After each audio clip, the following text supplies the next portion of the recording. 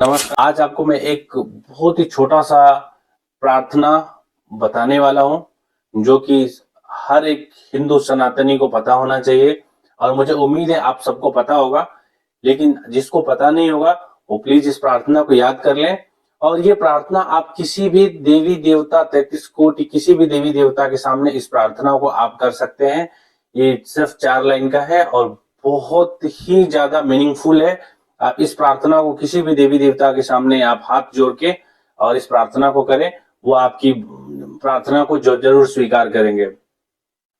इस प्रार्थना में है कि त्वमेव माता च पिता त्वमेव बंधु च सखा त्वमेव विद्या द्रविड़म त्वमेव सर्वम मम देव देव।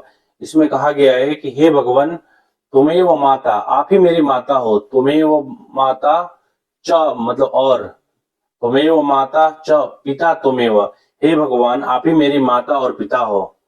त्वमेव माता च पिता त्वमेव बंधु च सखा त्वमेव, हे भगवान आप ही मेरे बंधु मतलब भाई हो, आप ही मेरे सखा हो मतलब मित्र हो। हे भगवान आप ही मेरे माता पिता हो, आप ही मेरे भाई बंधु हो, आप ही मेरे सखा हो।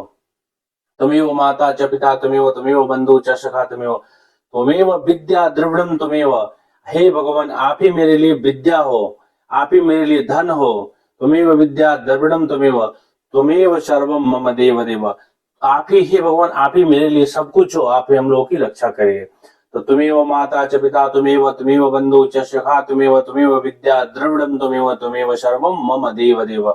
ऐसा करके आप किसी भी देवी देवता के मंदिर में जाते हैं तो इस प्रार्थना को याद कर लीजिए और उनको नमस्कार करिए।